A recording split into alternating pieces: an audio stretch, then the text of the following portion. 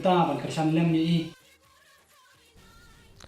Laraki ya ke Garo Labour Corps dia ke basispa nyusnam da ka jing shit hem ba ka jing ya ai Burom han nong ba atura ni Sngi ak balabu ikisentiu kum ka jing Burom ya ki brio ki balai khun nak thma ba ban ningkong bat la pelong ru ya ka jing sngap jar ka basipor bat ka jing duai la pelait ru i ka kot achik rangani France ona riangani ka bamud the Garo Labour Corps World War I Bala penmi da useming di Sangma ubadai senior librarian HDC. Menteri Ketnat Housing Marcus N Marak ula ong ba komiti kala pendep ya ka jing temu na ka benta ka jing tei umat sa Jingkynmmaw ha babu para. Lakmi lenti ban bu no sian ya umau nongrem bat ya uni umat sa Jingkynmmaw on sala bantai no ha usnam banwan. Ujedi Sangma ubadai chairman Jong Katura Municipal Board habaya keren bekila patai khubor ula penpau ya ka Jingkynmmaw bar ula yo i ya ka jingwan ya shimbenta Jong ki bobon haga bau le ro ya ka jing shithem ya jing shimbenta Jong ki nong tremon ngubha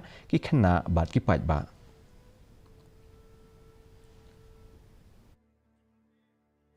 sacrifice ka niko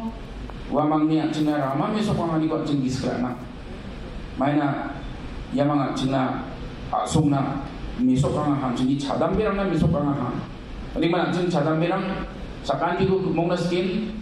dasyo edikedi padot pa ganang inga na sung niku mai ko mangkin ko sandi na be niya kanina 엄청 많다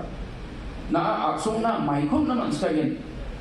na mai ko sekalian media ko sandi sekana. We had a lot of participations from different NGOs and organizations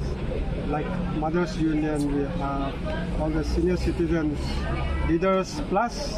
many of the senior citizens were also present.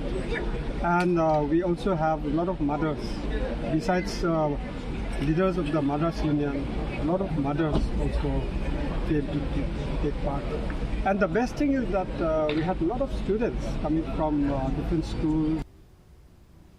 Kalau long ke klip mat Jong ke Jingkynmmaw ke bakra